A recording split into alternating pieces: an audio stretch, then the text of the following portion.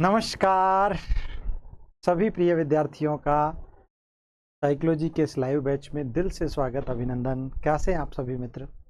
उम्मीद करता हूं आप लोग बिल्कुल स्वस्थ होंगे, मस्त होंगे और अच्छे से पढ़ रहे होंगे। ठीक है, चलिए। तो प्रिय मित्रों, हमने अपनी लास्ट क्लास में डिस्कस किया था ओके डियर प्रतीक, नवरत्न खेरादी, स्वागत, मोस्ट वेलकम, जय श्री महाकाल। तो लास्ट क्लास में हम लोगों ने डिस्कस किया था बुद्धि का ट्राईआर्किक थ्योरी, और जिसे त्रिवर्ग, त्रिचाप और त्रितंत्र कहते हैं, रॉबर्ट स्टर्नबर्ग ने दी थी। अमेरिका के रहने वाले थे, संज्ञानवादी विचारधारा के प्रबल समर्थक थे। 1985 में इन्होंने थ्योरी दी और इनकी बुक का नाम था बियॉन्ड आईक्यू। ठीक है, ये सूचना प्रक्रमण मॉडल सिद्धांत के प्रतिपादक भी कहे जाते हैं। उसके अलावा फिर हमने डिस्कस किया, इन्होंने बुद्धि के 3 प्रकार की फैक्टर्स बताए, 3 प्रकार के आर्किक्स बताए, जिनमें पहली घटकीय या विश्लेषणात्मक बुद्धि, दूसरी सांदर्भिक या व्यवहारिक बुद्धि, तीसरी आनुभविक या सृजनात्मक या रचनात्मक बुद्धि। ठीक है, इनके बारे में हम लोगों ने डिटेल से डिस्कस किया। फिर उसके बाद हम लोगों ने आनुभविक बुद्धि, सृजनात्मक बुद्धि को पढ़ लिया था। फिर उन्होंने सूचना प्रक्रमण सिद्धांत के 3 घटकों की भी हम लोगों ने इस क्लास में बात की थी। ओके प्रवीण खेरादी, दिल से आपको भी बहुत सारा प्यार, ढेर सारा प्यार, बहुत सारा अभिनंदन। ठीक है, अन्नू माय डियर, स्वागत, मोस्ट वेलकम बेटा। तो फिर हम लोगों ने मेधा घटक, निष्पादन घटक और ज्ञान संग्रहण घटक की बात की, जिसमें मेधा घटक की हम लोगों ने बात की वे लोग जिनमें उच्च स्तरीय क्षमता से संबंधित इंटेलिजेंस होती है, और निष्पादन वे मानसिक प्रक्रियाएं जो पूर्व अनुभव के आधार पर नवीन क्रिया को बेहतर बनाती है। ठीक है ना।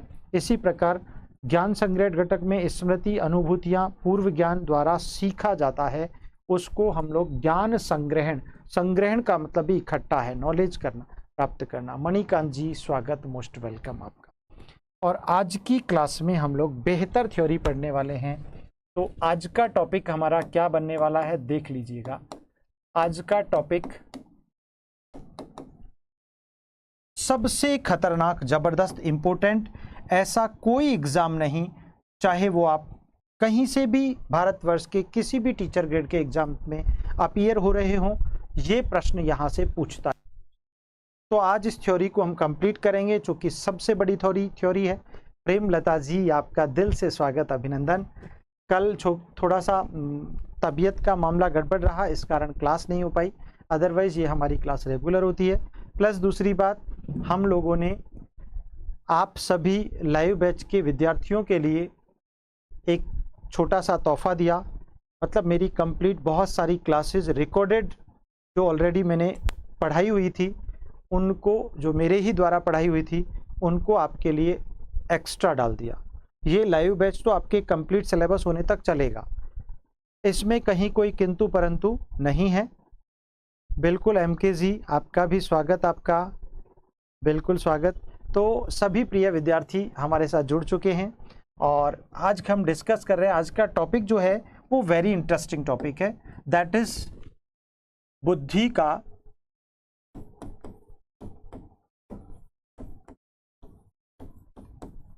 बहुआयामी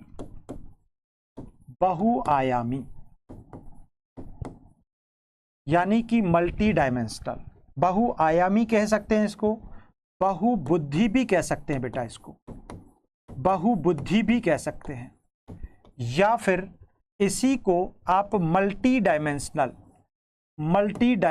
theory, MD, multi dimensional theory भी कह सकते हैं। इंग्लिश में हम इसे कहेंगे multi dimensional.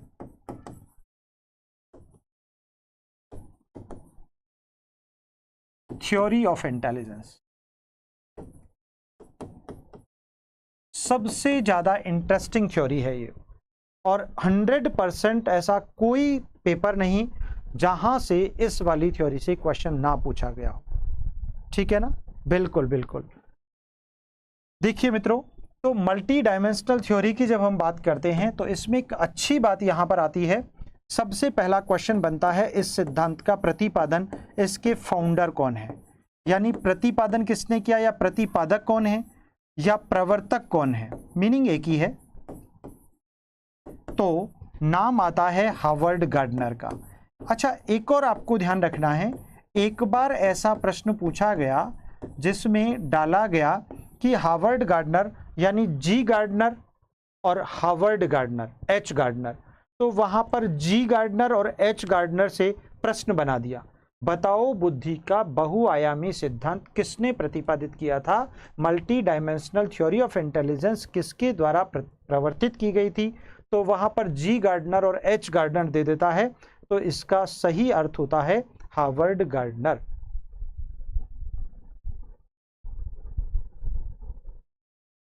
Yes Kheradi my dear,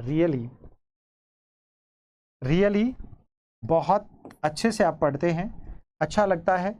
आप इतना सारा प्यार जो हमें देते हैं, ये हमारे लिए मोटिवेशन का काम करता है, रियली। तो हार्वर्ड गार्डनर की बात करें, बेटा ये यूएसए के रहने वाले थे, अमेरिका के रहने वाले थे। अमेरिका की हार्वर्ड जो यूनिवर्सिटी थी उसी में ये प्रोफेसर भी थे। मनोविज्ञान विभाग के अंतर्गत इनका चयन हुआ और ये वहाँ पर प्रोफेसर नियुक्त किए गए। और तब उसी दौरान इन्होंने के संदर्भ में कई सारी अवधारणाएं लोगों के समक्ष प्रस्तुत की और बताया कि बुद्धि अनेक मानसिक योग्यताओं का प्रतिरूप नहीं होती, बल्कि बुद्धि की अनेक मानसिक योग्यताएं इंडिविजुअली स्वतंत्र रूप से बिल्कुल अलग अलग होती हैं, उनका सबका कार्य अलग अलग होता है। तो एक नया प्रश्न यहाँ पर जन्म लेता है कि बुद्धि के अलग अलग बहुत सारे प्रकारों की चर्चा कौन करते हैं, हार्वर्ड गार्डनर करते हैं। हमने एक सिद्धांत पढ़ा था ईएल थॉर्नडाइक का, बुद्धि का बहुखंड या बहुकारक सिद्धांत। प्यारे विद्यार्थियों, उस बहुखंड और बहुकारक सिद्धांत में हमने ऐसा पढ़ा था कि एक जो बुद्धि होती है ना, उसकी अनेक छोटी छोटी मानसिक योग्यताएं होती हैं, और वह उन मानसिक योग्यताओं के साथ जब व्यक्ति के सामने जिंदगी में किसी भी प्रकार की कोई समस्या आती है, तो वह किसी भी मानसिक योग्यता की सहायता से उन समस्याओं को रिजॉल्व करता है, ऐसा मानते थे। लेकिन एक योग्यता का संबंध दूसरी से था वहां पर, और यहां पर यह स्वतंत्र रूप से एक दूसरे से बिल्कुल भिन्न है, अलग है, ऐसा बताते हैं कौन, बहुबुद्धि सिद्धांत के प्रवर्तक हार्वर्ड गार्डनर।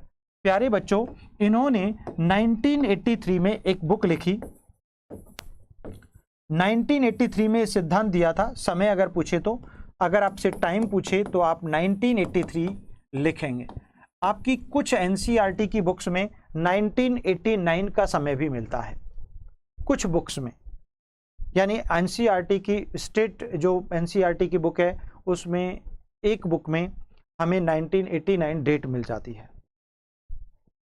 जो कि पूरी तरह सही नहीं है। क्यों सही नहीं है? क्योंकि इसके पीछे का एक लॉजिक है। भाई 1983 में इन्होंने एक बुक लिखी थी जिसका नाम था the frames of the mind, the frames of the mind, multiple intelligence, multiple intelligence, multiple intelligence, ये इनकी बुक थी। और इसी बुक में इन्होंने बुद्धि के 7 प्रकारों की चर्चा की है। मैं आपको बार बार कह रहा हूं, आप इस बात को समझ लेना, ये इनकी फेमस बुक थी जो 1983 में लिखी गई, और इसी में इन्होंने बुद्धि के बहुआयामी सिद्धांत का बखूबी व्याख्या प्रस्तुत की है, उसका वर्णन प्रस्तुत किया है। इसीलिए आप कभी मत भूलना, मिस मत करना। आगे देखिए बेटा, अगर हम बात करें तो इन्होंने प्रारंभ में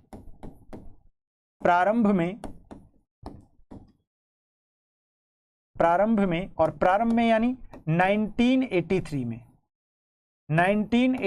में बुद्धि के 7 फ्रेम्स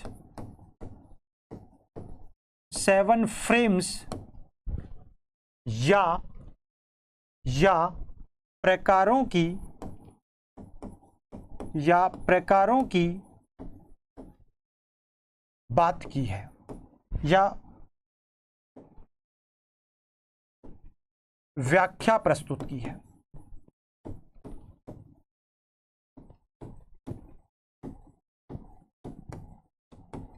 पहली बात आप समझ गए होंगे मैं क्या कहना चाह रहा हूं।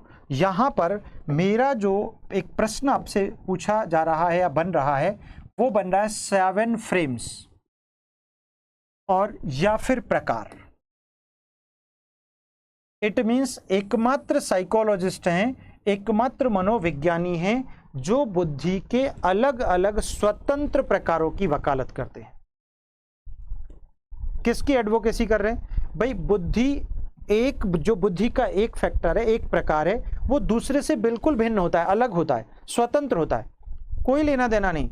जबकि थर्स्टन के समूह कारक सिद्धांत या थॉर्नडाइक के बहुखंड सिद्धांत में बुद्धि के किसी एक मानसिक योग्यता का संबंध दूसरी से अवश्य होता है, वो जुड़ी होती है, लेकिन यहां पर ऐसा बिल्कुल भी नहीं है। तो पहली व्यक्ति जिन्होंने कहा कि बुद्धि मानसिक योग्यताओं का प्रतिरूप नहीं है, बल्कि बुद्धि के तो अपने अपने स्वतंत्र अलग अलग प्रकार होते हैं, अलग अलग फ्रेम्स होते हैं।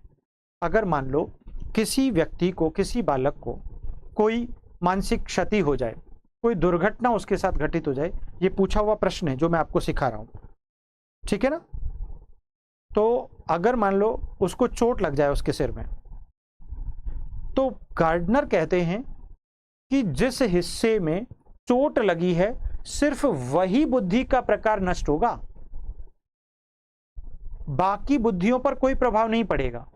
यानी बाकी जो फ्रेम्स हैं उन पर कोई, जिस फ्रेम पर, जो फ्रेम क्षतिग्रस्त हुआ है, जो फ्रेम चोटिल हुआ है, जिस फ्रेम में चोट लगी है, सिर्फ वही फ्रेम डैमेज होता है, बाकी पर कोई प्रभाव नहीं पड़ता, ऐसा बतलाते हैं हार्वर्ड गार्डनर। समझ में आ गई? इट मीन्स इसी कारण इन्होंने बुद्धि प्रकारों का, बुद्धि के प्रकार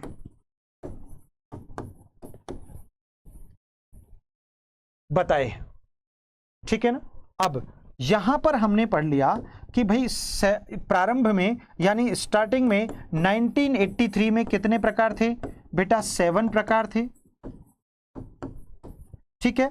फिर उसके बाद 1998 में 1998 में 1998 में ये कितने हो गए?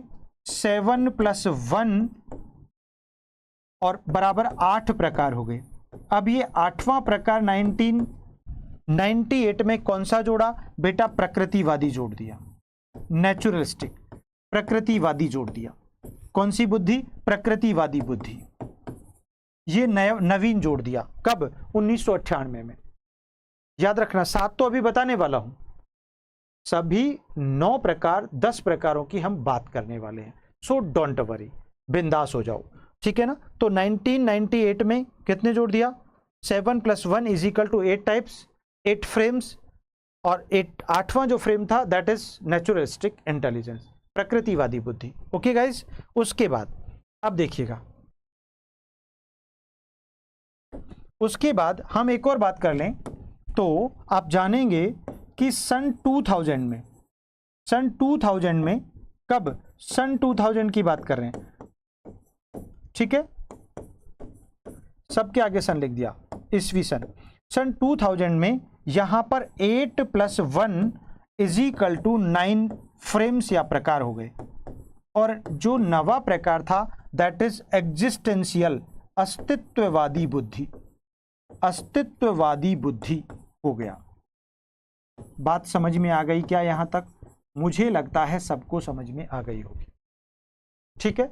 फिर उसके बाद 10वां प्रकार और जोड़ दिया बाद में, मैं उसको यहीं पर लिख देना चाह रहा हूं, थोड़ा सा इसको और हम अप कर लेते हैं, अब मुझे लगता है सबको समझ में आ जाएगा, ठीक है। और 10वां प्रकार और जोड़ा, यानी कि सन 2010 में, यानी यार अभी तो मुश्किल से 13-14 साल पहले बुद्धि का एक फ्रेम और ऐड कर दिया, और वो था 9 + 1 = 10वां प्रकार, यानी 10 प्रकार हो गए। और 10वां प्रकार जो था that is spiritual intelligence, my dear, आध्यात्मिक बुद्धि। कौन सा जोड़ दिया? आध्यात्मिक बुद्धि जोड़ दिया, जो कि स्टेट PCS राजस्थान के एडमिनिस्ट्रेटिव सर्विस के रिटन पेपर मेंस में ये वाला लेटेस्ट टॉपिक अभी हाल ही में पिछली भर्ती परीक्षा में आरपीएससी ने जोड़ा था। बड़ा इंटरेस्टिंग टॉपिक है, समझ में आ गया। तो इस प्रकार से ये 10 प्रकार हो गए। अगर आपसे प्रश्न पूछ ले कि गार्डनर के अनुसार बुद्धि प्रकारों की संख्या बताइए, तो अभी मैं आपको क्वेश्चन लिख देता हूं। एक प्रश्न मैंने बना दिया, गार्डनर के अनुसार, ये हार्वर्ड गार्डनर ही पढ़ना है आपको, एच गार्डनर भी लिख देते हैं इसको, एच गार्डनर के अनुसार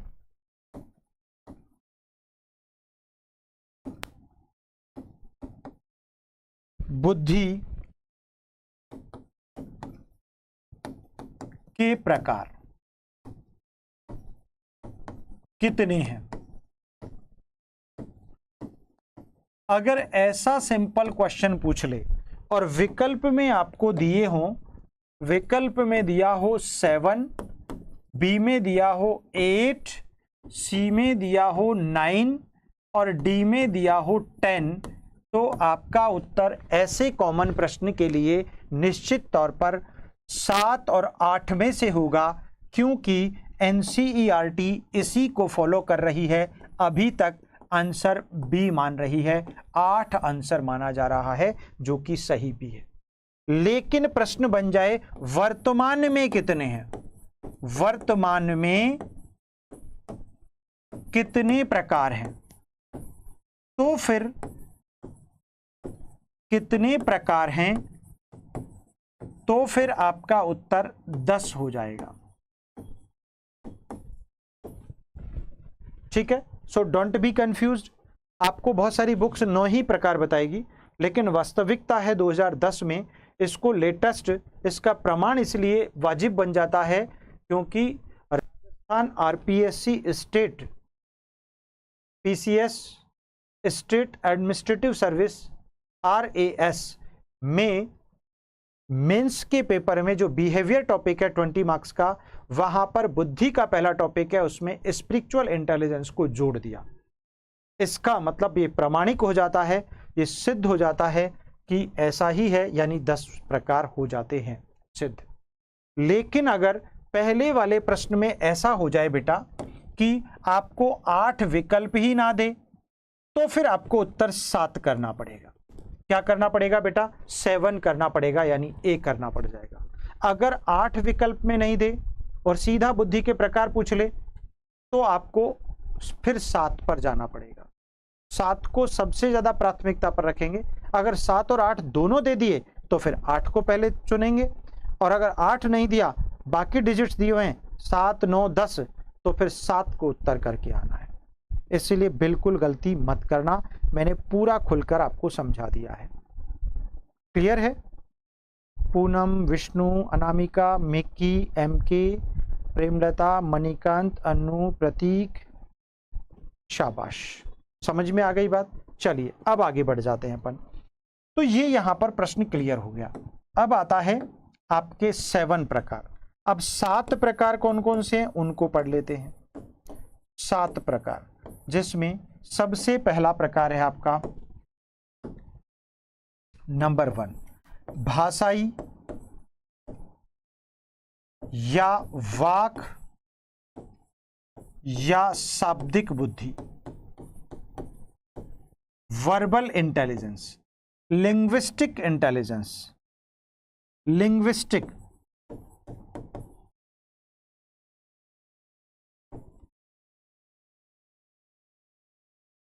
लिंग्विस्टिक,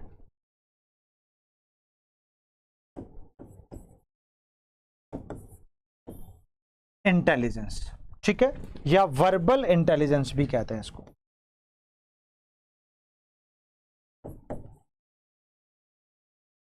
ध्यान रखिएगा, पहली है वर्बल इंटेलिजेंस।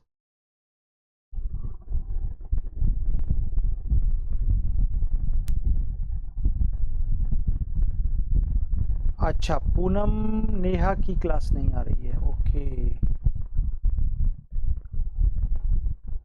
चलिए ठीक है, नहीं आ रही तो बेटा अभी आएगी भी नहीं, फिर वो उसके क्लास के बाद आएगी, वो कुछ गड़बड़ हो गई होगी, ठीक है, कल मिल जाएगी उनको, डोंट वरी। हो जाता है कई बार ऐसा, टेक्निकल चीज़ें हो जाती हैं। तो कोई बात नहीं, कल मिल जाएगी उनको, ठीक है, बोल देना। देखिए बेटा, तो भाषाई या वाक बुद्धि, यानी पहली बुद्धि को अगर अपन पढ़ लें, भाषाई या वाक बुद्धि को, तो इसका संबंध भाषाई, वाक या शाब्दिक बुद्धि, वर्बल इंटेलिजेंस में पढ़ें तो इसमें आप क्या पढ़ने वाले हैं, ध्यान से समझिएगा। एग्जाम्पल्स के तौर पर अगर हम देखें तो वह बुद्धि जिसका संबंध शब्दों, विचारों, भाषाओं अथवा उच्चारण आदि अवधारणाओं से होता है, यानी वे लोग जो सबसे ज़्यादा बोलने, लिखने, उच्चारण करने या अपने आप के विचारों को अभिव्यक्त करने में शब्दों का प्रयोग करते हैं, भाषा का प्रयोग करते हैं और अपनी वॉल्यूम का प्रयोग करते हैं, उच्चारण का प्रयोग करते हैं, उसे भाषाई, शाब्दिक या वाक बुद्धि कहा जाता है। क्लियर हो गया। और इसका संबंध लेखक, कवि, इतिहासकार, साहित्यकार, शिक्षक आदि में प्रधान रूप से होता है। That's all. क्लियर हो गया। तो प्यारे बच्चों, इसको आप ऐसे लिख सकते हैं, संबंध डायरेक्ट लिखूंगा मैं, ध्यान रखना, संबंध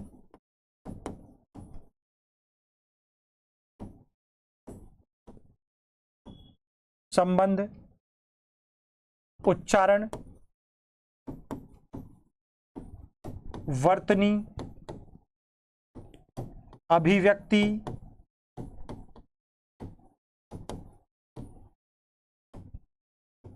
शब्दों एवं विचारों का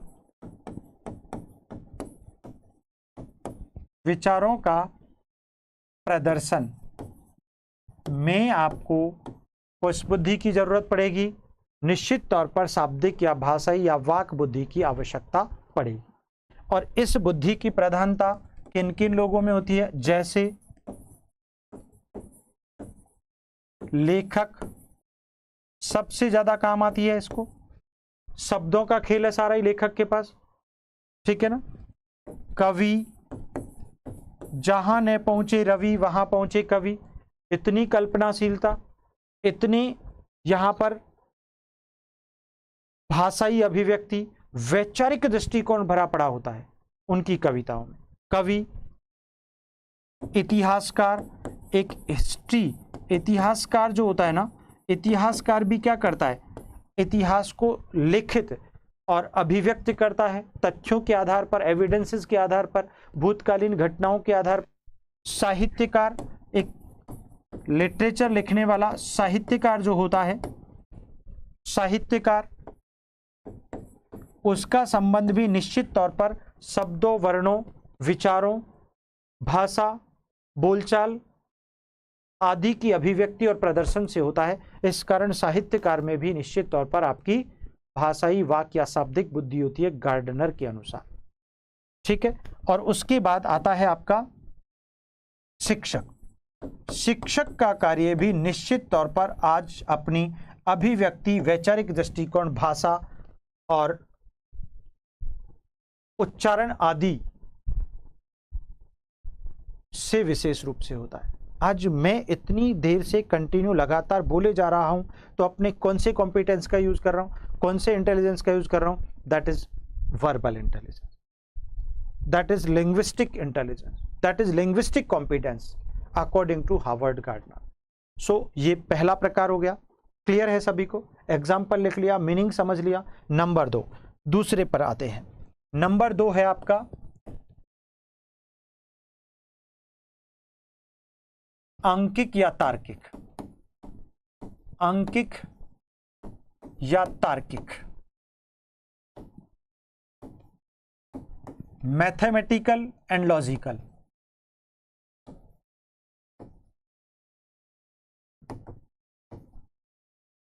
एंड लॉजिकल,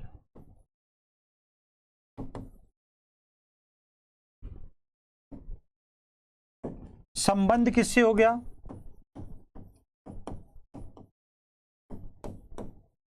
अंकिक का मतलब गणितीय गणनाएं,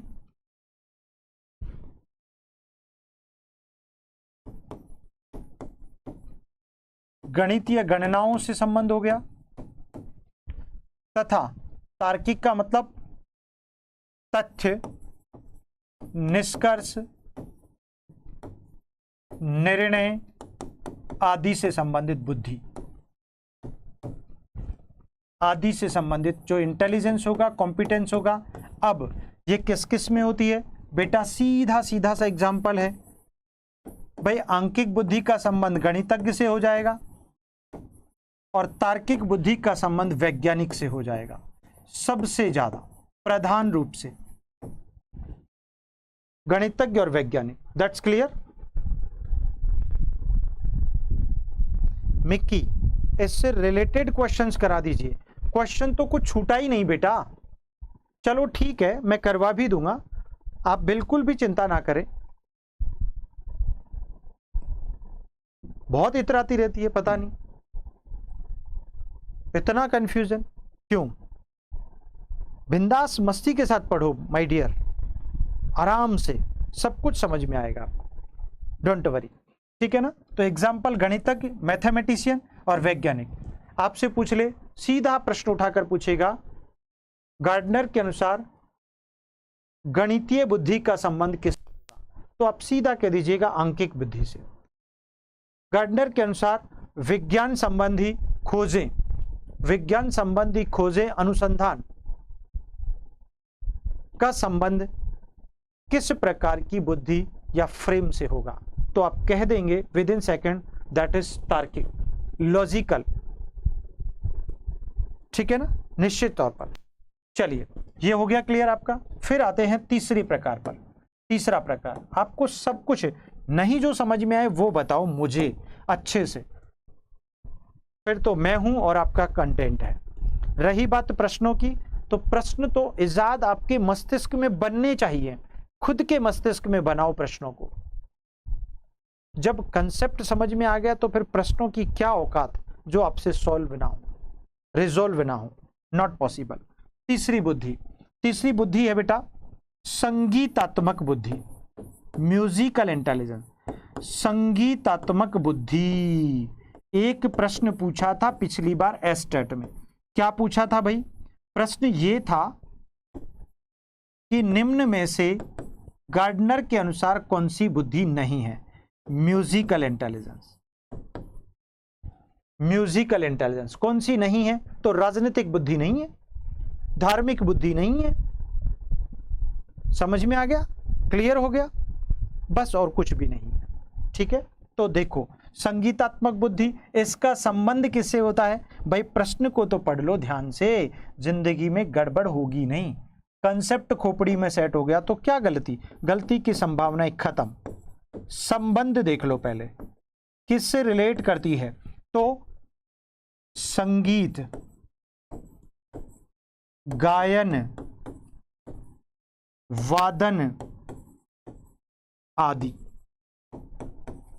बहुत सिंपल, यानी जो भी आप बाथरूम सिंगिंग करते हो, या ओरिजिनली आप सिंगिंग करते हो, या आप सिर्फ रील्स ही बनाते रहते हो, है ना,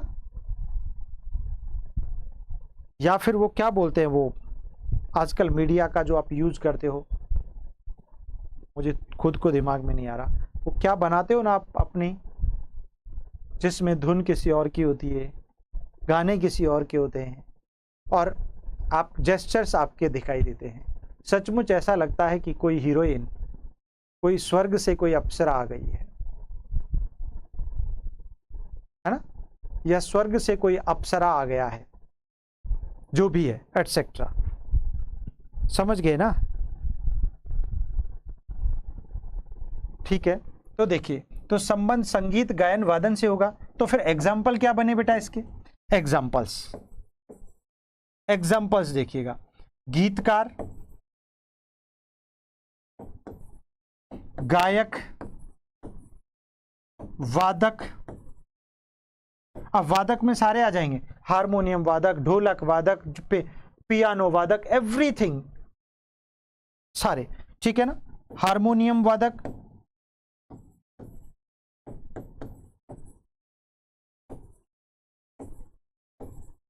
बांसुरी वादक,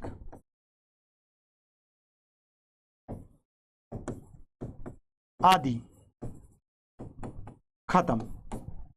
तीसरा प्रकार, तीसरा फ्रेम फिनिश। क्लियर हो गया क्या सभी को? हाँ, ये देखो मिक्की ने बता दिया, इंस्टा बोलते हैं उसको। मेरा हाथ तंग है थोड़ा, है ना, लेकिन आप मुझे धीरे धीरे सब सिखा दोगे, मुझे पता है। बहुत कुछ तो मैं सीख ही गया हूं लगभग, लेकिन बाकी भी सिखा दोगे। चलिए नेक्स्ट, चौथा प्रकार। चौथा प्रकार इंपोर्टेंट है माय डियर। कौन सा है बेटा? भैया स्थानक बुद्धि। स्थानक बुद्धि, इसे प्रेक्षण बुद्धि भी कहते हैं,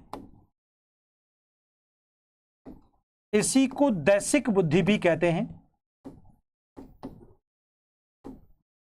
इसी को स्पेशियल बुद्धि, SPATIAL होती है, ये SPECIAL वाली स्पेशल नहीं होती, ये वाला मीनिंग होता है, स्पेशियल इंटेलिजेंस होता है। इसी को सही मायने में मूर्त बुद्धि भी कहते हैं।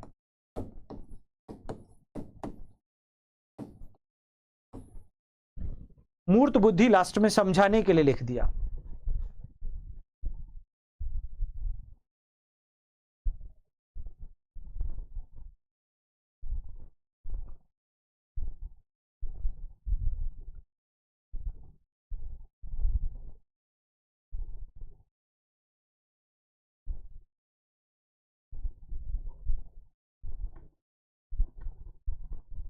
वाह कह रहा थी माय डियर, दिल जीत लिया आपने तो हमारा। इतने अच्छे शब्द, इतनी अच्छी भावों की अभिव्यक्ति, ये हमारे लिए बहुत एनर्जेटिक है, बहुत ऊर्जा देता है कि आपका सब्जेक्ट भी फेवरेट हो गया और हम भी आपके फेवरेट बन गए। रियली बस अब हमें आपसे उम्मीद और आशा यही है कि आप साइकोलॉजी के दम पर अपनी रैंक लाएं, अपना स्थान सुनिश्चित करें। आप जिस किसी भी भर्ती परीक्षा की तैयारी कर रहे हैं, वहां पर आपकी रैंक आनी चाहिए, सभी विद्यार्थियों की। बस आपसे यही उम्मीद और आशा मैं हमेशा लगाता हूं। और इस बैच का तो मीनिंग ही कुछ और है। इस बैच में जो आपको मिल रहा है वो शायद, मैं ज़्यादा तो नहीं कहूँगा, लेकिन आपके इर्द गिर्द जितने सारे लोग जहाँ से भी पढ़ रहे हैं ना, एक बार उनसे आप टैली करके देख लीजिएगा कि कभी किसी ने इतनी डेप्थ तक किसी कंसेप्ट को सिखाने का प्रयास भी किया हो। सब लोग सिर्फ सिलेबस पूरा कराते हैं और सिर्फ पैसे बच्चों से ऐंठ लेते हैं। मुझसे ये कभी नहीं होता। इसीलिए इतनी छोटी प्राइस में मैंने ये बैच लॉन्च किया कि मुझे वो स्टार चाहिए, उन बच्चों की तलाश है जो मुझे रिजल्ट देने वाले, जो मेरी उम्मीदों पर खरा उतरने वाले।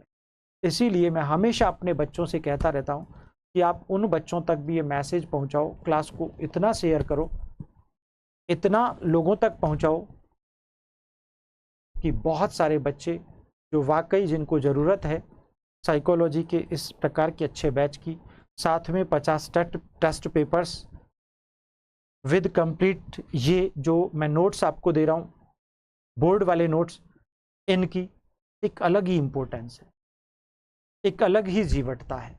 तो मेरा ये प्रयास आप सभी प्यारे बच्चों के लिए है निश्चित तौर पर। ओके भाई प्रतीक बघेल MP से आप, तो ये देखो कितनी अच्छी बुद्धि है, नाम से समझ में आ रहा है। अर्थात वह बुद्धि जो आपको दृश्य बिंब, दैसिक का मतलब होता है दिशा संबंधी, है ना, दिशा संबंधी दृश्य बिंब प्रदान करती है, दैसिक बुद्धि कहलाती है। अब दृश्य बिंब यानी आप सामने के दृश्य को देखकर, वस्तु स्थिति वातावरण को देखकर ही आप अपने कार्य करते हो। जैसे एक वायुयान चालक होता है, पायलट जब प्लेन उड़ा रहा होता है तो वह दिशाओं को देखते हुए और सामने के एनवायरनमेंट के आधार पर वह अपने वायुयान को ड्राइव करता है। सो माय डियर,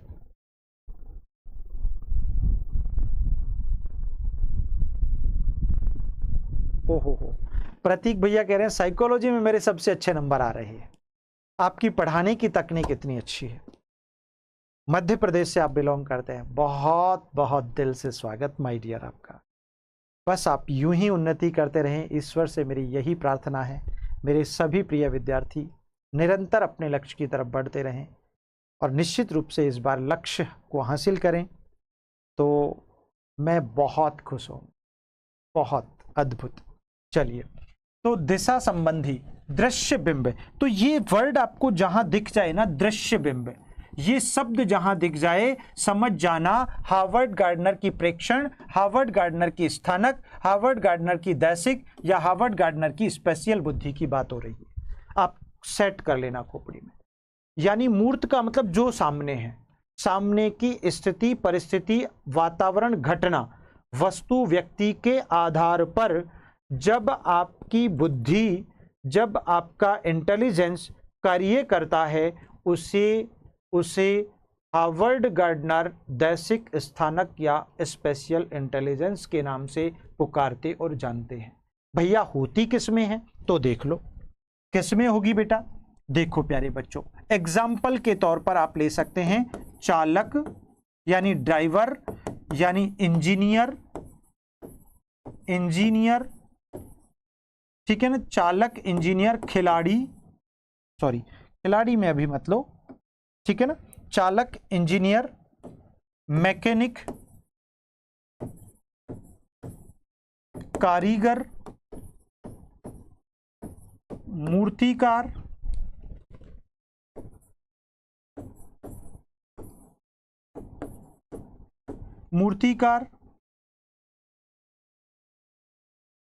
सिपाही, चोर, वायुयान चालक आदि में, शल्य चिकित्सक आदि में प्रधान रूप से इसी बुद्धि की प्रधानता होती है। बात क्लियर हुई क्या? समझ में आया क्या भाई? सीधी सी बात है। चोर, मूर्त, जो भी जैसी परिस्थिति है, सामने का जैसा दृश्य बिंब है, उसके आधार पर वह चोरी करने में कामयाब हो रहा है। गाड़ी चलाने वाला व्यक्ति सामने के रास्ते, गड्ढे, खाइयों को देखकर गाड़ी चला रहा है, अगर नहीं देखेगा तो एक्सीडेंट होना तय है निश्चित तौर पर। इसी प्रकार सिपाही सामने वाले व्यक्ति, दुश्मन सिपाही को देखकर अपने आप को अलर्ट रखता है, ठीक है। मूर्तिकार, मूर्ति बनाते बनाते अगर मूर्ति की नाक टेढ़ी हो गई, अगर उसका कान, ईयर टेढ़ा हो गया, तो फिर क्या करेगा? 2 छेनी इधर लगाएगा, 2 हथौड़े इधर मारेगा और बिल्कुल उसे सही कर देगा। दैट इज मूर्तिकार। इंजीनियर, कोई चलती हुई मशीन खराब हो गई और वो अभी कल्पना कर रहा है तो नहीं सुधर पाएगी, कहां से डिस्कनेक्ट हुआ कनेक्ट करेगा, उसे फिट कर देगा। That's all. क्लियर? चलिए, तो ये आपकी बुद्धि हो गई स्थानक, प्रेक्षण, दैसिक या स्पेशल इंटेलिजेंस। अब बात करते हैं 5वीं प्रकार की बुद्धि कौन सी है बेटा? और 5वीं प्रकार की बुद्धि तो गजब की है ना। 5वें प्रकार की बुद्धि है शारीरिक बुद्धि, फिजिकल। भैया इसे फिजिकल नहीं कहते यार, शारीरिक बोलते हैं, या फिर गतिज बुद्धि बोलते हैं, या फिर गत्यात्मक बुद्धि बोलते हैं। और भैया अंग्रेजी तो इसकी है काइनेस्थेटिक, काइनेस्थेटिक, काइनेस्थेटिक इंटेलिजेंस, ये इसकी अंग्रेजी है, काइनेस्थेटिक। हाँ, कभी कभी कुछ लोग आप फिजिकल इंटेलिजेंस, डायनामिक इंटेलिजेंस आप इसे बोल सकते हो, ठीक है। ऐसी योग्यता, इसका संबंध देख लो बेटा, संबंध से क्वेश्चन पूरा क्लियर हो जाएगा आपका 100%। संबंध है ऐसी योग्यता या क्षमता, क्योंकि बुद्धि तो एक योग्यता और क्षमता ही तो है, यस और नो। ऐसी योग्यता और क्षमता जो आपके शारीरिक अंगों के संचालन को बेहतर बनाती है, जिसमें आपके शारीरिक अंग क्रिया करते हैं। ऐसी योग्यता जिसमें शारीरिक अंगों व उनकी क्रियाओं का किसका, शारीरिक अंगों की क्रियाओं का बेहतर संचालन होता हो, बेहतर संचालन होता है, उसे ही हम कौन सी बुद्धि कहते हैं, शारीरिक और गतिज बुद्धि कहते हैं। यानी जहां पर जब आपके शरीर के अंग गति करें, एक्टिव पोजीशन में हो, क्रिया करें, और वो भी बेहतर, किससे बेहतर, दूसरे लोगों की तुलना में। अगर आप बेहतर क्रिया कर रहे हैं और वो भी फिजिकल, तो इट मीन्स आप में काइनेस्थेटिक इंटेलिजेंस भरी है, प्रधान है। अब किस में होगी, अरे भैया आप अगर टॉप क्लास के डांसर है ना, तो फिर गार्डनर के अनुसार आप में काइनेस्थेटिक इंटेलिजेंस है, ठीक है ना। तो डांसर है ना, अच्छा एग्जाम्पल है डांसर। एग्जाम्पल नृत्यकार, हिंदी में नृत्यकार कहते हैं, नृत्य करना, नृत्यकार मतलब डांसर, ये लो डांसर। खिलाड़ी, पहलवान, मुक्केबाज,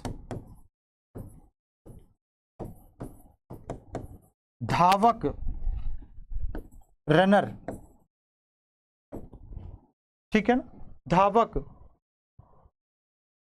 और फिजिकल, जिनकी क्रिया, फिजिकल क्रिया बहुत बेहतर होती है और वो उसमें दुनिया के स्टार बनते हैं, इट मीन्स उनमें प्रधान रूप से गार्डनर के अनुसार काइनेस्थेटिक, शारीरिक अथवा गतिज या गत्यात्मक बुद्धि प्रधान है और इन सब लोगों में होती है।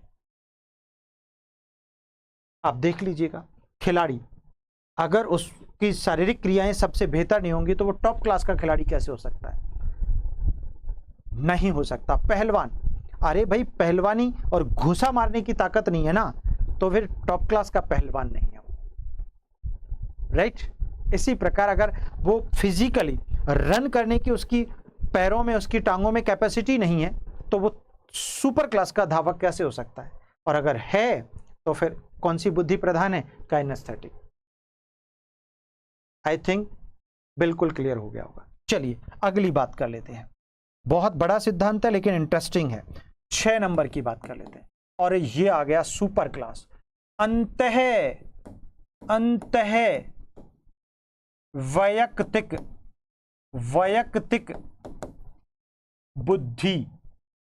बुद्धि, इसी को दूसरे नाम से हम कहते हैं अंतरा वैयक्तिक। ऐसे कैसे उठा के पूछा है स्टेट में, सी टेट में, वैयक्तिक बुद्धि। और प्यारे विद्यार्थियों, ये सबसे ज्यादा पूछा जाने वाला कंपोनेंट है। ऐसे अंग्रेजी में कहते हैं इंट्रा, INTERA, इंट्रा। कभी TE नहीं लगता, इंट्रा मिल जाता है ना। कभी कभी ऐसा भी मिलता है INTERA, इंट्रा पर्सनल इंटेलिजेंस होता है ये, ठीक है ना। इसका मतलब होता है अंतः का मतलब संबंध देख लो रे, उससे पूरा समझ में आ जाएगा, जिंदगी भर नहीं भूलोगे। क्यों? क्योंकि इसका संबंध होता है स्वयं, आत्म, स्वयं, सेल्फ, और खत्म कहानी पूरी। मतलब स्वयं से संबंधित। अरे स्वयं से मतलब अपने भावनाओं, विचारों, योग्यताओं, क्षमताओं, संवेदनाओं। यार खुद को जानने की जो क्षमता है ना, खुद पर कंट्रोल करने की जो क्षमता है ना, खुद की इंद्रियों की क्रियाओं को जानने की जो क्षमता है ना, that is called intrapersonal intelligence according to Harvard Gardner. कुछ नहीं है, बहुत आसान है। तो आपको दुनिया का कोई भी एग्जाम दे लेना, आपको कोई भी एग्जाम दे लेना, ये शब्द अगर इंट्रापर्सनल पूछेगा तो ये वाले शब्द कहीं ना कहीं लगे हुए, चाहे तो प्रश्न में या फिर विकल्प में आपको दिखाई देंगे, और समझ जाना गार्डनर का इंट्रापर्सनल चल रहा है।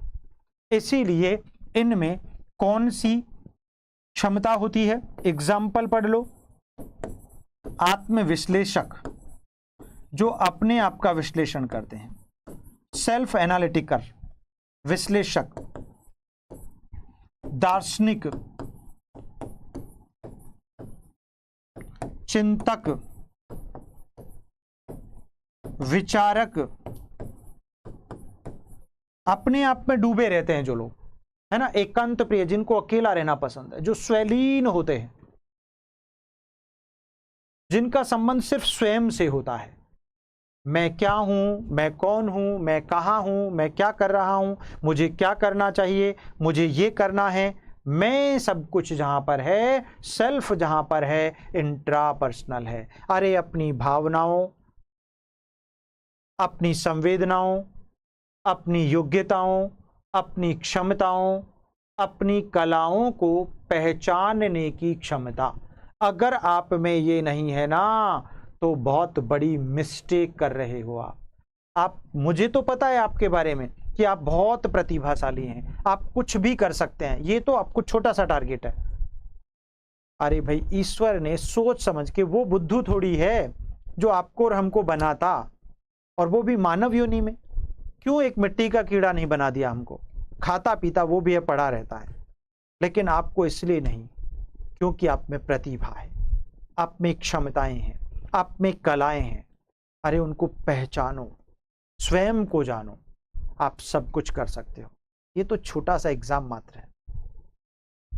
जब एक मानव प्लेन बना सकता है, जब एक मानव बल्ब बना सकता है, जब एक मानव ये सब कुछ बना सकता है, तो हमें तो एक पेपर ही तो पास करना है। करना क्या है?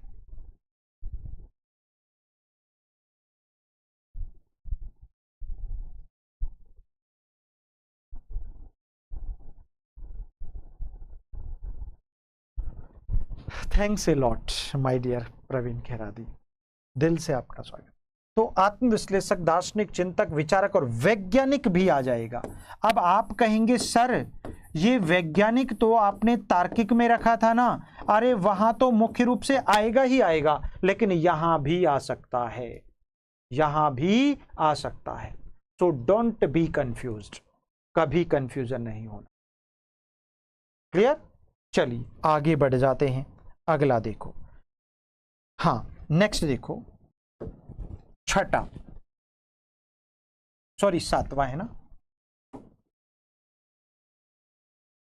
7 नंबर का प्रकार कौन सा है? अंतर वैयक्तिक। ये वै के ऊपर रह आना चाहिए। 2015 में सीटेट में ऐसे के ऐसे कंफ्यूज करने के लिए दे दिया था। अंतर वैयक्तिक, वै के ऊपर 2 मात्राएं और रे यहां लगना चाहिए। अरे भाई इसी का तो खेल है समझने का। अंतर वैयक्तिक बुद्धि, सो डोंट बी कंफ्यूज्ड, ऐसे ही लिखा मिलेगा। इसको अंग्रेजी में इंटरपर्सनल कहते हैं। इंट्रा नहीं होगा, ए नहीं लगेगा, इंटरपर्सनल इंटेलिजेंस कहते हैं। ठीक है माय डियर। देखो बेटा, इस वाले प्रश्न में क्या होगा भाई? संबंध किससे है? गजब का प्रश्न है। संबंध, अरे इंटरपर्सनल, अंतर वैयक्तिक। अंतर किससे? अंतर तो दूसरों से होता है ना यार, अंतर खुद से थोड़ी होता है। खुद से अंतर कैसे करोगे? 2 टुकड़े थोड़ी करोगे खुद के। अरे भाई अंतर हमेशा सामने वाले से, दूसरे से। तो दूसरा मतलब संबंध दूसरा, ये शब्द आएगा ही आएगा। और दूसरा को कई बार पर बोल देता है, पर का अर्थ भी दूसरा है, यानी परानुभूति दे देता है। क्या दे देता है माय डियर? परानुभूति दे सकता है।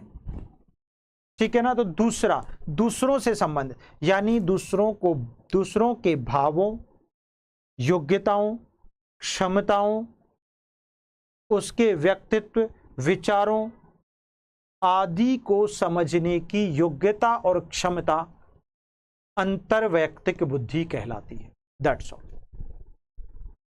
अरे भैया दूसरों के मन में क्या चल रहा है, कई बार कहते हैं ना, अरे सर क्या बात करते हो, मैं तो शकल देख के बता देती हूं किस खेत की मूली है, किस खेत का मूला है,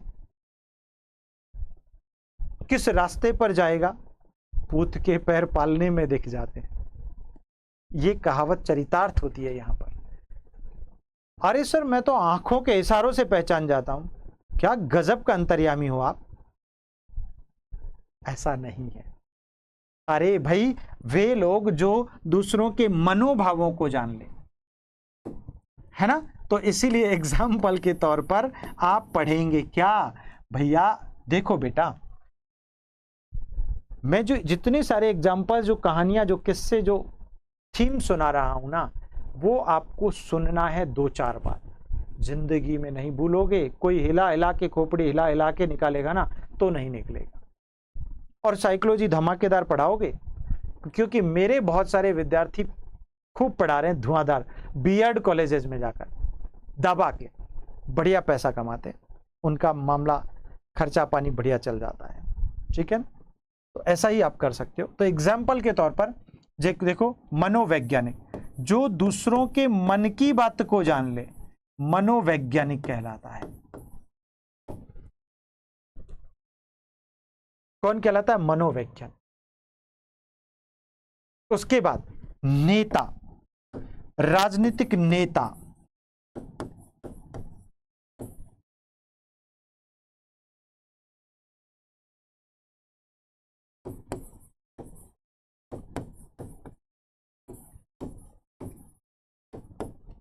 मंत्री, सांसद, विधायक,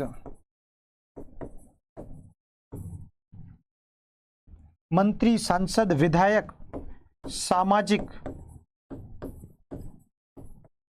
कार्यकर्ता,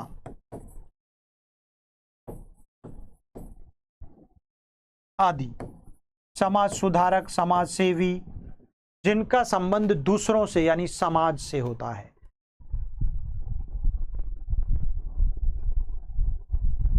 अनु, क्लास का टाइम बदल दिया है क्या? नहीं माय डियर, ऐसा नहीं है। अरे वाह, आज तो अमित सर भी जुड़ चुके हैं, क्या बात है, अद्भुत, ठीक है ना। नहीं, ऐसा नहीं है, थोड़ा सा यार गर्मी का मामला, मिजाज कुछ बिगड़ा हुआ है, मौसम बड़ा बेईमान हो रखा है, तो इसकी बेईमानी के चक्कर में हम बेईमान ना बन जाएं, और आपको भी बेईमान ना बनने की सलाह दी जाती है। इस मौसम से बचो, भयानक गर्मी यार, 48, 49, 50 सेंटीग्रेड, अद्भुत मामला हो रहा है, बस इसीलिए थोड़ा सा गड़बड़ चल रहा था, बाकी कुछ नहीं। चलिए, 7वां हो गया। 8वां, प्रकृतिवादी बुद्धि। प्रकृतिवादी बुद्धि, प्रकृतिवादी बुद्धि, नेचुरलिस्टिक,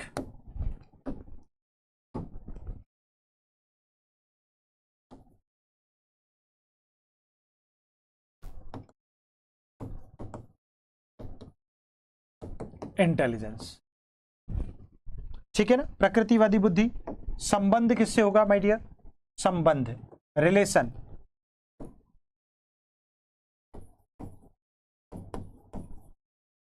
संबंध सीखो, किससे होगा? प्रकृति, यानी प्रकृति जो प्रेमी होते हैं ना, प्रकृति, पशु पक्षी, पशु पक्षी, जीव जंतु, सब प्राकृतिक चीजें, जीव जंतु, पर्यावरण, पर्यावरण आदि से संबंधित होता है। ये किस में होती है? जिनको प्रकृति से प्रेम होता है, जो पेड़ पौधों को बहुत प्रेम करते हैं, जो जीव जंतुओं को बहुत प्यार करते हैं, मानव को तो नहीं करते लेकिन इनको ज्यादा करते हैं, है ना। तो ऐसे लोगों में यही बुद्धि प्रधान होती है, प्रकृतिवादी बुद्धि, ठीक है ना।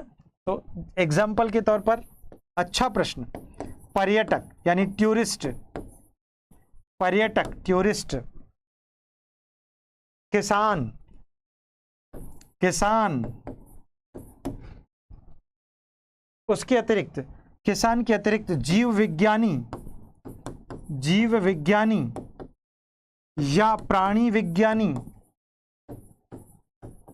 विज्ञानी, भूगोलवेत्ता, हमारे एम के सर, भूगोलवेत्ता, इन सभी में प्रधान रूप से इसी बुद्धि की प्रधानता होती। शिकारी भी आ जाएगा, शिकारी जो जीवों का शिकार करता है उसमें भी यही बुद्धि होती है, आदि सभी में इसी बुद्धि की प्रधानता होती है। आई थिंक क्लियर हो गया होगा।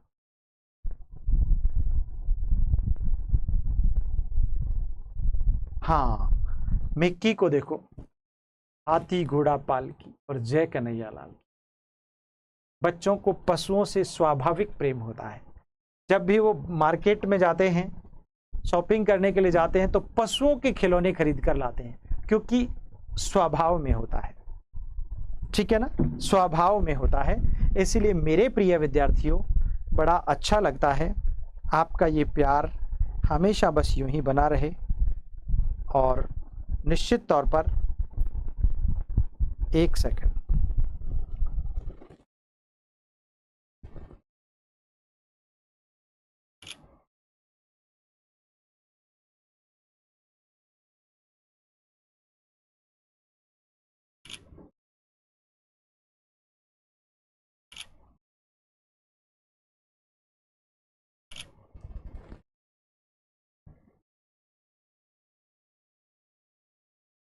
हाँ मिक्की बिल्कुल चलेंगे, डोंट वरी।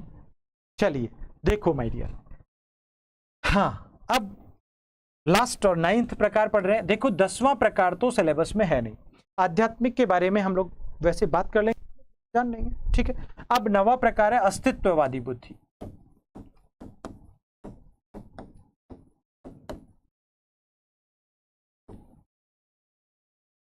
एग्जिस्टेंशियल,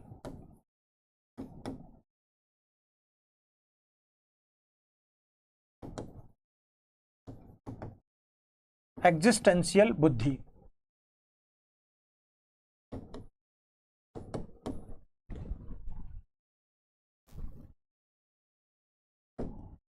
देखिए इसका संबंध आदर्शवादिता,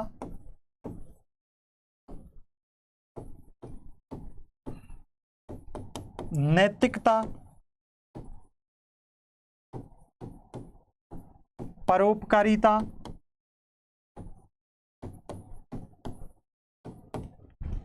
आदि से होता है। इसीलिए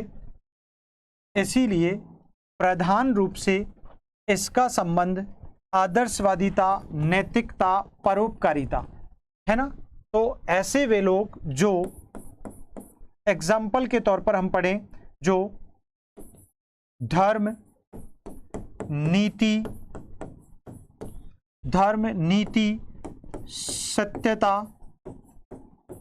आदि का अनुसरण करते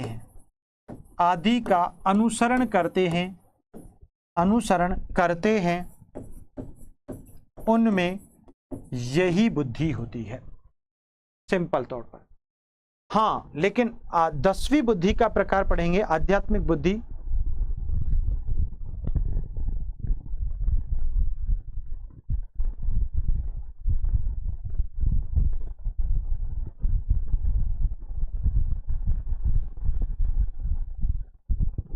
ठीक है ना, जी हाँ बिल्कुल, बहुत बढ़िया। अब देखो आपकी एनसीईआरटी में तो बुद्धि के 8 ही प्रकार आपको मिलेंगे, लेकिन 9वां प्रकार भी मैंने आपको पढ़ा दिया और 10वां प्रकार भी आपको पढ़ा रहा हूं। आध्यात्मिक बुद्धि जिसका संबंध धार्मिक नीति परता से होता है, या फिर आप यूं कहें पंडित, पादरी, पुजारी, मौलवी, संत, महात्मा। पहले हम अस्तित्ववादी बुद्धि में इनको शामिल करते थे, लेकिन चूंकि अब उनको सीधे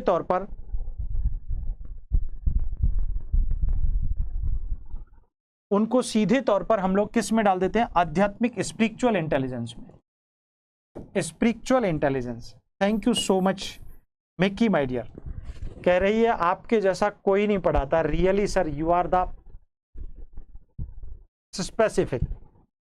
रियली सर आप बहुत अच्छे हैं, अच्छा पढ़ाते हैं, आप हमसे ज्यादा अच्छे हैं, तभी तो आप हमारे बैच के हिस्सा हैं, पार्ट हैं, अभिन्न पार्ट। ठीक है। 10वां, आध्यात्मिक बुद्धि।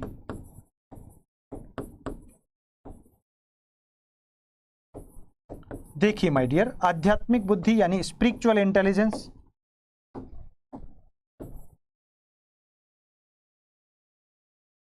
स्पिरिचुअल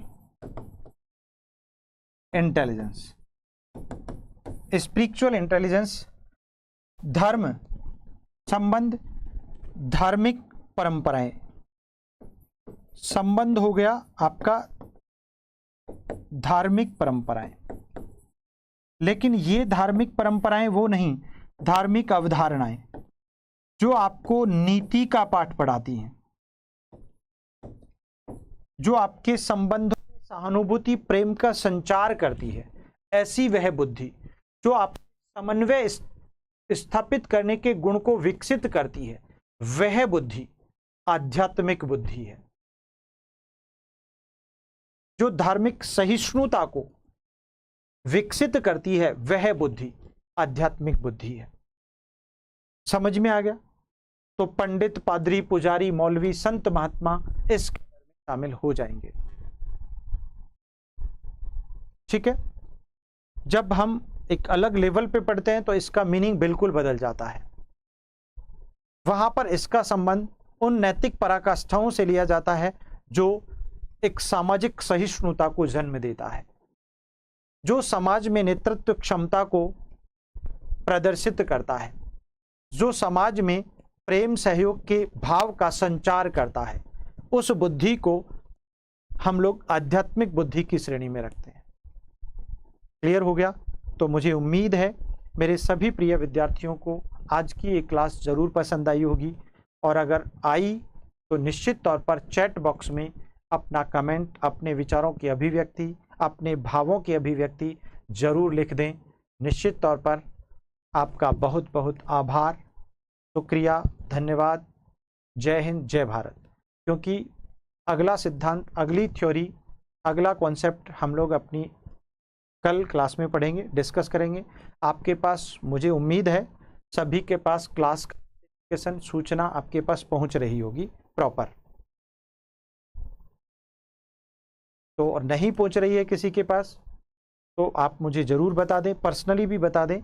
मैंने आपको कई बार एकेडमी के नंबर आपको दिए हैं, और नहीं हैं तो आप फिर से लिख सकते हैं 9694164171। इस नंबर पर आप कभी भी किसी भी समय निश्चित तौर पर कांटेक्ट कर सकते हैं मुझसे डायरेक्ट। इजीली आपसे मेरा कांटेक्ट बन जाएगा। ठीक है, कोई भी प्रॉब्लम हो तो।